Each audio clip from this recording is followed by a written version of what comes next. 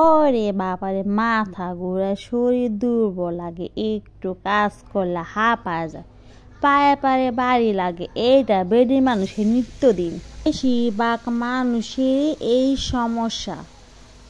আসসালামু আলাইকুম। বাজারে বেশিরভাগ ঘুরে গেছে পেঁচ পাতা দিয়া, সবুজ সবুজ পাতা বাজার শুইয়া গেছে।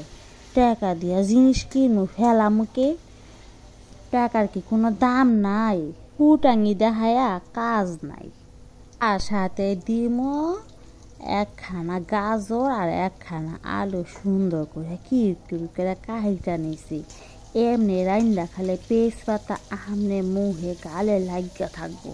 তো গাজর ভাড়া করে লালচা করে ভাইজা নিব, তার মধ্যে দিয়ে দিব এক গামলা পেঁয়াজ। আর পেঁয়াজ গেলা কিন্তু আমি মোটা মোটা করে খাইটা নিছি।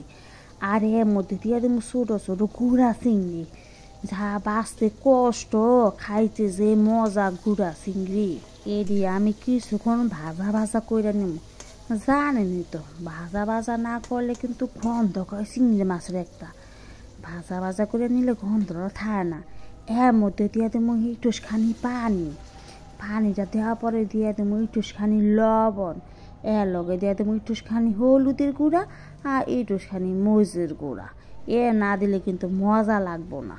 তার মধ্যে দিয়ে দিলাম 2 ফালি করে কাঁচামরিচের ঝাল না হলে কি মজা লাগে। সাথে এখন আবার একটু কাঁচামরিচটু ভাইজা নিলাম। দেখেন না, তেল উঠে গেছে। এর ভিতরে দিয়ে দেবো কাইটা রাখা পেঁয়াজ পাতাগুলো আমি সুন্দর করে ঝুড়ি ঝুড়ি করে কাইটা নিছি। রান্না করলে কি সুন্দর একটা গেরাম বাইরে বুঝিরা, যে রকম একটা মজা হইব, এক কথা খাইলে মনে চাইব যে আবারও খাইতে। এখন এটি ভালো করে ভাজা ভাজা করে নেব। এর ভিতরে কিন্তু আর পানি দিব না, এই তেলের ভিতরে আমি সব ভাজা ভাজা করে নেব। আর যত ভাজা ভাজা করবেন তরকারির স্বাদ কিন্তু ততই মজা হইব।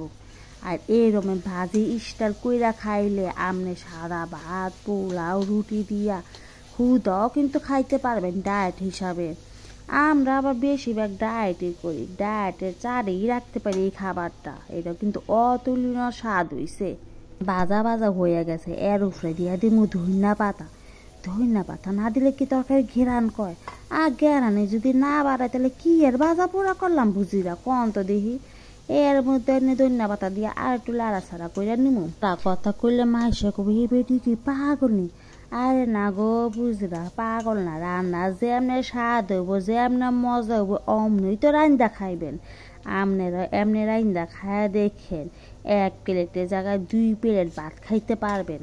আমার কিন্তু পেঁচ পাতা ভাজাটা হয়ে গেছে, দেখছেন ফাইনাল লুকটা কি সুন্দর কালারফুল হয়েছে গো বুঝিরা। দেখে তো গরম গরমই খাইতে মন চাইতেছিল। এই পেঁচ পাতা ভাজিটা কিন্তু অনেক মজা হয়েছে। আমি কিন্তু এটা খাওয়ার পরে কিন্তু ভিডিওটা দিছি। আর যদি আমার ভিডিও ভালো লাগে তাহলে আপনারা কিন্তু এমনি রান্না খাইতে পারেন।